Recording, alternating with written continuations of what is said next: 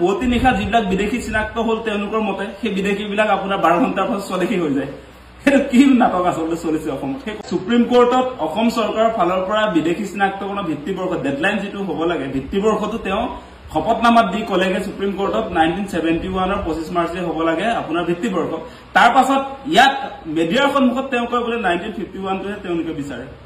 সেই মানুহটো আচলতে কেনেকুৱা মানুহ আপোনালোকে চাব দেই সুপ্ৰিম কোৰ্টত তেওঁৰ নেতৃত্বতে আপোনাৰ শপতনামা দাখিল কৰা হল 1971 ৰ 25 মাৰ্চে বিদেশী চিনাক্তকৰণৰ ভিত্তিবৰ্ষ হ'ব লাগে তাৰ পাছত অসমত তেওঁ মিডিয়াৰ সন্মুখত কয় একাউণ্টটোহে আমি ভাল পাওঁ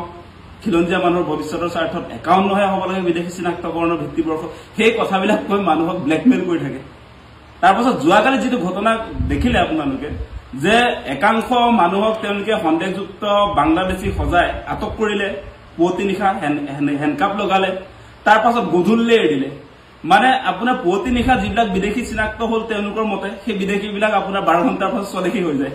সেইটো কি নাটক আচলতে চলিছে অসমত সেই কথাবিলাক আমি বুজি নাপাওঁ মানে গতিকে সেইকাৰণে আমি অসমবাসী ৰাইজক আহ্বান জনাইছো এটা বহুত ডাঙৰ ডাঙৰ জাতীয় সংগঠনৰ লিডাৰে স্বাগতম জনাই দিয়ে কিন্তু কেনেকুৱা প্ৰচেছ আচলতে মানে আপোনাৰ ৰাতি মাজনিশা আপোনাৰ বিদেশী হৈ যায় আপোনাৰ সন্ধিয়াৰ ভাগলৈ স্বদেশী হৈ যায় তাক স্বাগতম জনাই কেনেকে সেই কথাটো আপোনালোকে বিবেচনা কৰক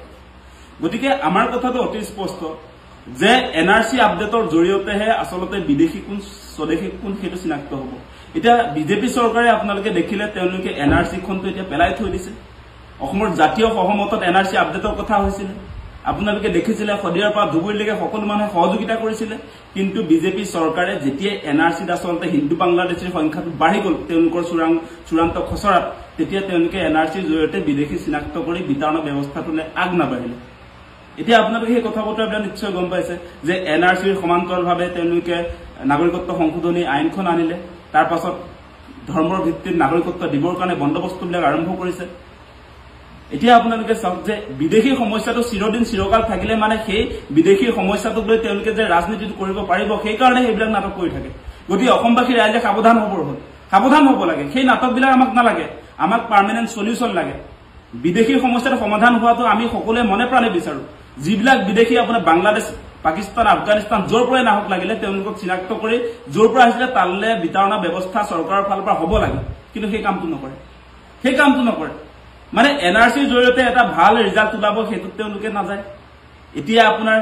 এনেই কাৰোবাক সন্দেহ কৰিব সেইটো পলিটিকেল লাভালাভৰ কাৰণে আপোনাৰ সন্দেহযুক্ত বাংলাদেশী বুলি টিভিত প্ৰচাৰ কৰিব তাৰ পাছত আপোনাৰ অলপ সময়ৰ পাছত সেইখিনিকে আপোনাৰ স্বদেশী বুলি ক'ব যে তেওঁলোকৰ হাতত সকলো তথ্য প্ৰমাণ আছে তেওঁলোক ভাৰতীয় নাগৰিক বুলি প্ৰুফ কৰিব পাৰিছে গতিকে তেওঁলোকক ঘৰলৈ পঠিয়াই দিয়া হৈছে কালি তেনেকে বাতৰি ওলাইছে গতিকে সেই নাটকবিলাকত আমি ভুল নাযাওঁ আমাৰ মূল কথাটো হৈছে সঁচা সঁচিকে আমাক বিদেশী সমস্যাটোৰ পাৰ্মানেণ্ট সলিউশন লাগে তাৰ কাৰণে এনআৰসিৰ এটা সঠিক এতিয়া পুনৰ আপোনাৰ ভেৰিফিকেশ্যন কথা যে কৈছিলে সেই ভেৰিফিকেশ্যন হ'ব লাগিব যিবিলাক ভাৰতীয়সকলে এনআৰসিত নাম থাকিব যিবিলাক বিদেশী চিনাক্ত হ'ব তেওঁলোকে বিতৰণৰ ব্যৱস্থা কৰিবলৈ সেই কথাবিলাকৰ জৰিয়তেহে সেই ইয়াৰ স্থায়ী সমাধানটো আহিব আমাক সেইটো লাগে সেই কথাখিনি আপোনালোকৰ সন্মুখত কৰিম